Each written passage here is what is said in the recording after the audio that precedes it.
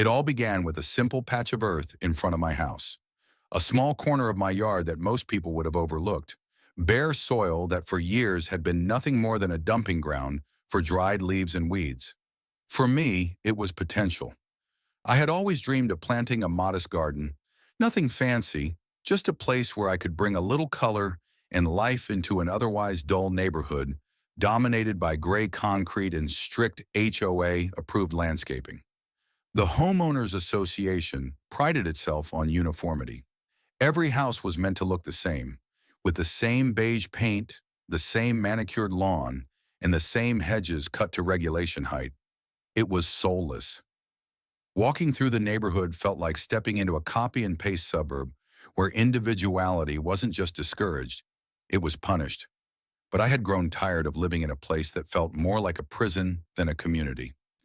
So one spring morning, I decided to take matters into my own hands. I spent days digging the soil, buying seeds, and carefully planting rows of flowers. Bright marigolds, sunflowers, roses, and lavender filled the space, turning that patch of dirt into a vibrant explosion of color. Every morning, I watered them. Every evening, I pulled weeds. Slowly, the garden became my pride and joy. It wasn't long before neighbors began noticing. Some stopped to admire it during their evening walks. Kids leaned over the picket fence to smell the flowers.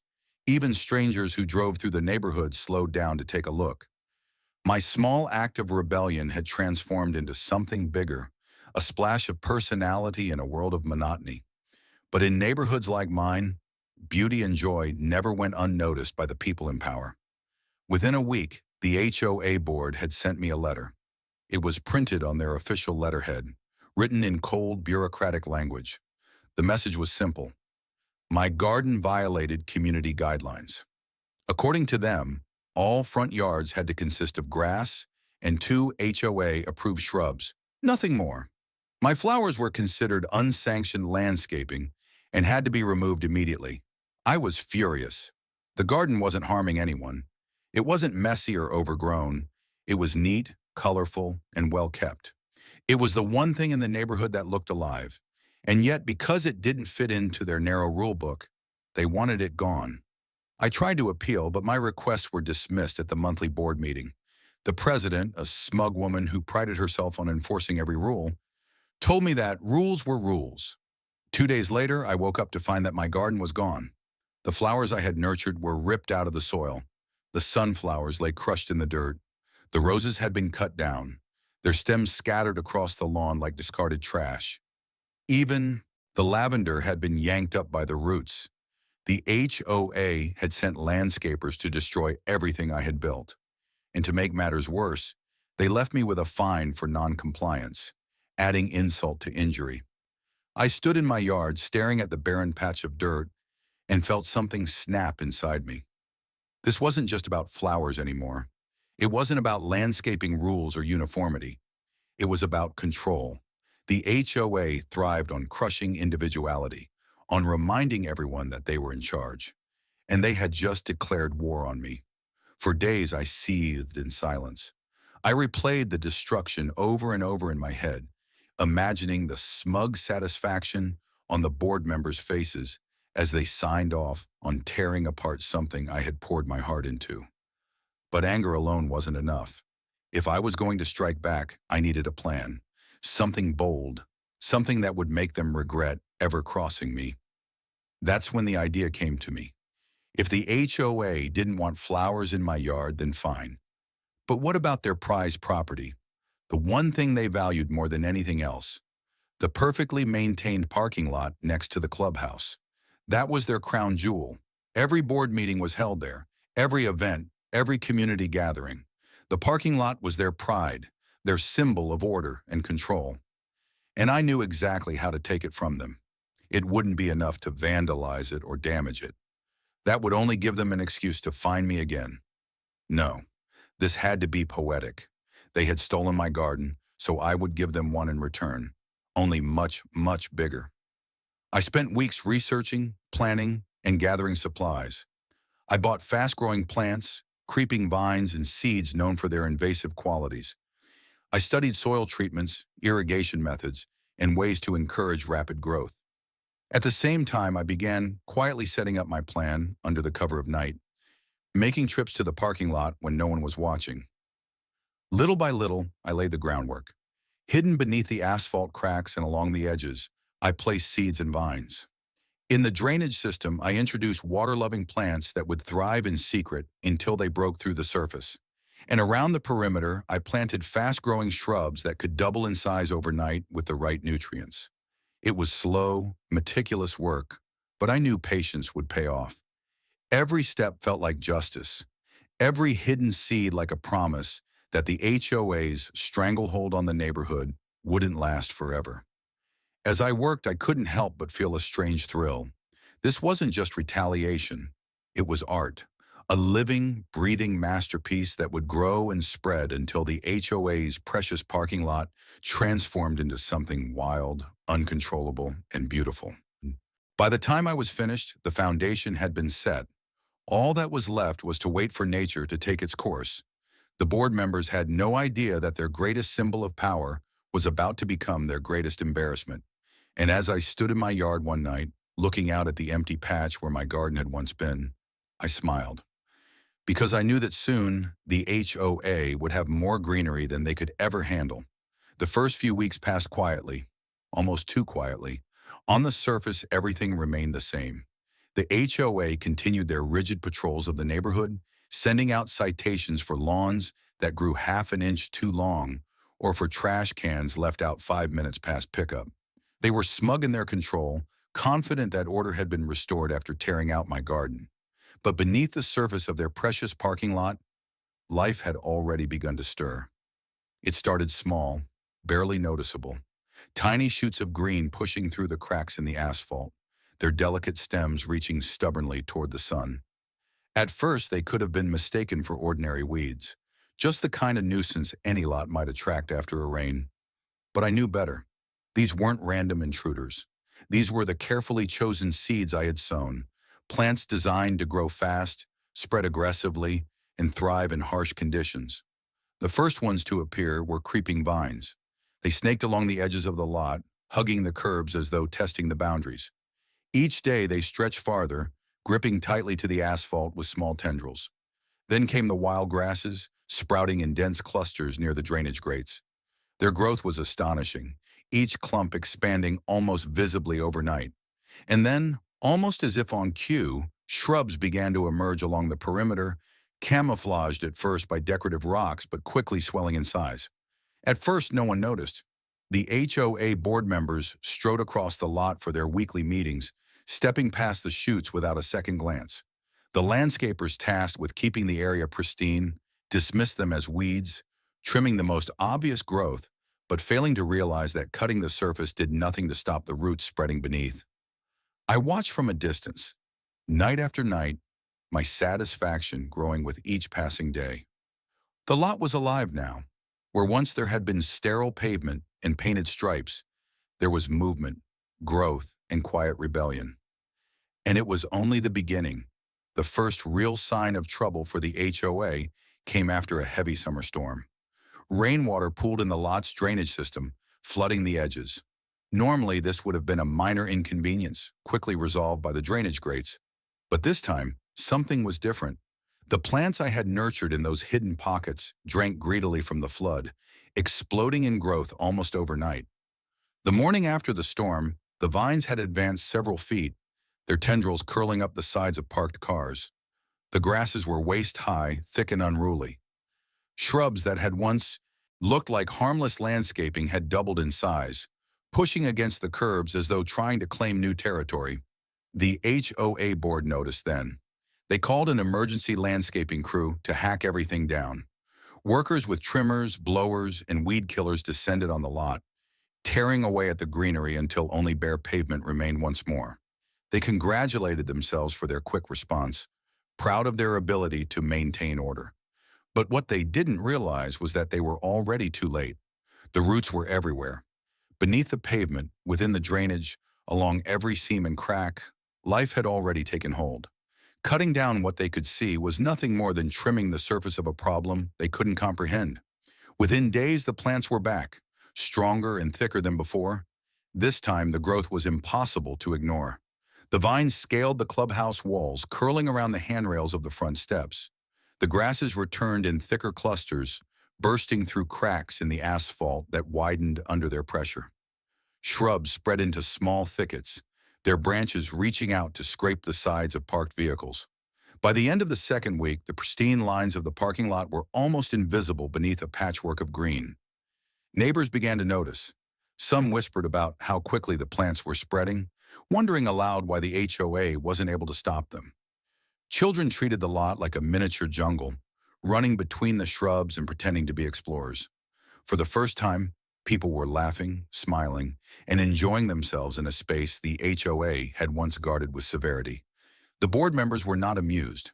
They held late-night meetings, their cars parked awkwardly along the street because the lot had become increasingly difficult to use. They brought in specialists, landscapers armed with stronger chemicals and industrial equipment. But the more they tried to fight the growth, the more determined the plants seemed to become. It was as if nature itself had declared war on the HOA, and I was its silent general. Watching from my window, I felt a strange mix of amusement and satisfaction. They had stolen my garden because they believed beauty had no place in the neighborhood. Now beauty, wild, untamed, and relentless, was spreading right under their noses, consuming the very space they held most dear. It wasn't just a battle of landscaping anymore. It was psychological. Every time they set foot in that lot, they were reminded of their failure, reminded that they were not in control. And every day the jungle grew bolder. By the end of the month, the parking lot was nearly unusable. Cars had to weave through shrubs to find spots. Vines tangled around the lampposts, dimming the light at night. The board was panicking, issuing statements to the community about ongoing landscaping challenges, while desperately trying to maintain the illusion of control. But I knew the truth. This was no challenge they could fix with fines or rules. This was a storm they had unleashed themselves by underestimating me. And the real transformation was still yet to come. Because what they didn't realize was that the jungle had only just begun to grow. By the third month, the parking lot had ceased to be a parking lot in any recognizable sense. What had once been an orderly expanse of asphalt marked by perfect white lines was now something entirely different. Something wild, unruly, and alive. The vines had grown fearless. They no longer clung politely to the edges or traced along the cracks. Instead, they stretched boldly across the pavement, weaving into thick carpets of greenery that covered entire rows of parking spaces. Cars left overnight were quickly claimed, their tires wrapped in tendrils that made it nearly impossible to move them without tearing through the growth. Lampposts had vanished beneath spiraling vines, their light muted and dim, casting eerie shadows across the creeping jungle. The shrubs had become towering obstacles. No longer small bushy plants, they had swelled into dense thickets, blocking driveways and encroaching into walking paths.